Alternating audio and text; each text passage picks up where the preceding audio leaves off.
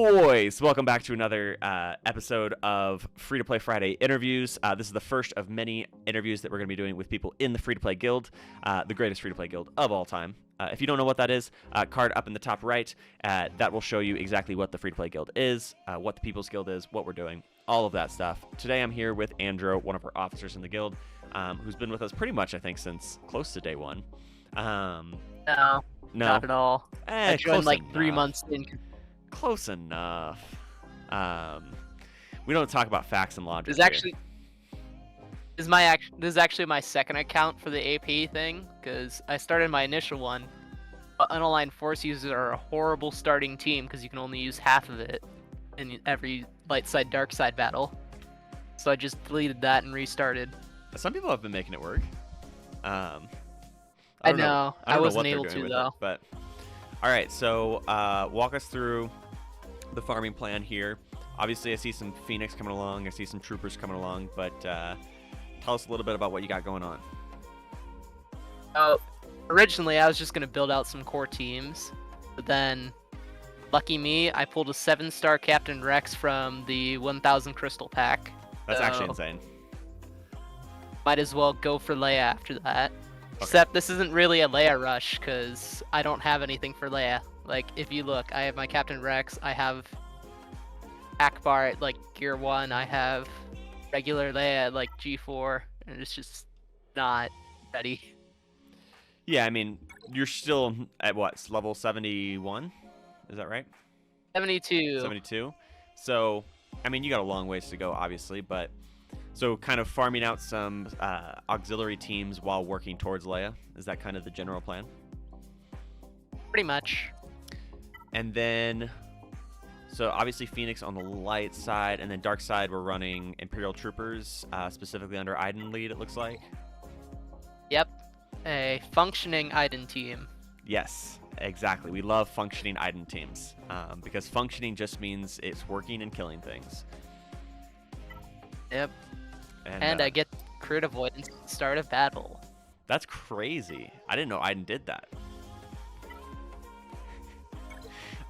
Walk me through your plan for ships. What have we had going on so far? Ships. I'm kind of just farming my geos. I just finished TIE Silencer like 2 weeks ago, so now I'm just getting Imperial TIE Fighter to 7-star since it's already pretty close. Okay. Like 60 out of 85 currently. Okay. So 1, 2, 3, 4, 5. That's a pretty easy 5 ships for the Zeta challenge. So 6. You need 6 for the challenge. Oh yeah. So Vulture Droid. That's what Vulture Droid is for. Yeah. Which that's going along well. That's almost done. It's like 30 out of 65. Well, and you get Iden. Geo ships are really what I'm worried about. Yeah. Any plans to pick up Malevolence? Because like they're not popping up. Since you're already picking up I might as well. 4 of the 5 ships you need. I have 4 out of 5 of the fleet, so like I might as well. Yeah. What capital ship are you using right now? And now I'm using Executrix because that's what you need for the Zeta challenge. And Executrix Trios is great early game, unless your shard happens to be top 50 light speed bundles. Yep, that's I think all of us pretty much. So the thing I'm noticing though is Executrix is level 1. Executrix is level 1 because I just don't have the resources to invest into it. Oh, so you're just leveling up the actual ships. That probably makes more sense. Yeah. Okay. Cool. So then eventually going for Leia, do you have a plan as far as other teams you're hoping to pick up along the way? I mean, obviously probably CLS, but anything else? Yeah. So, literally like an hour before this, I looked at the Leia Rex again, and I'm just like, Santa Staros fits into this really well because you relic Captain Han and Rolo for it. Yeah. And you have Stormtrooper Han geared up to at least like Gear 8 for CLS, so get a Cara Dune, get Santa, and you're good. That is an extra team you can use. Yeah. No, that makes sense to me. I mean, you're only picking up 2 characters out of your way to get another full team that honestly a lot of people in the early game don't really know how to play against, I think. Yeah. And so I think that's similar to how I'm kind of trying to pick up a shorty team along the way. Is a lot of people don't know how to play against that team that are in the early game, I feel like, because you don't see it all that often. And Geos-wise, Geonosis Spy has a mod that is better than 95% of the mods on my first account. That's hilarious. Yeah, I think it should be Wow. on the circle if I'm remembering correctly. Wow, a 22 speed mod. That's without even having to slice Yeah. it. You got lucky on that one. Yeah, that was complete luck. It is a goated Ray mod, and I'm not even going for Ray, so everything else isn't leveled up just because credit You crunch. literally didn't hit anything but speed. That's crazy. Yep.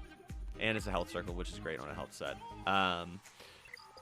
As far as, I mean, you kind of had the opportunity to reset once. Is there anything you do differently that you feel like you kind of messed up or didn't play optimally in your account so far? So, a bit of a story. My main account is as scuffed as accounts get because I started it on like almost launch day. Stopped playing for 3 years, played for like a month, stopped playing for another 2 years. Sith Eternal comes out, I'm just like, ooh, Sith Eternal's out, I'm gonna go for that. Stop playing for another 2 years, and then start playing again almost a year ago from now. It's in like 20 days. Okay. So yeah, I mean, that's kind of sounds like my main account.